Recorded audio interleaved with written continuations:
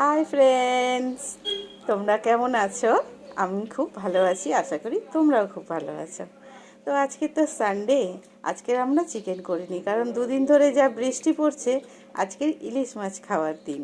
তো আজকের আমি ইলিশ মাছ দিয়ে রান্না করেছি, ইলিশ মাছের নানান রকম। তো আজকে দুপুরবেলা আমার খাবার ভাত, ইলিশ মাছ ভাজা, আলু ভাতে। এই যে দুখানা আলু ভাতে দেখছো, এটা আমার মেয়ে আমার পাতে তুলে দিয়েছে। ও খাবে না বলে, কারণ সর্ষে বাটা খেলে আমার গলা জ্বালা করে, তাই একটু আলু ভাতে আমার লাগে।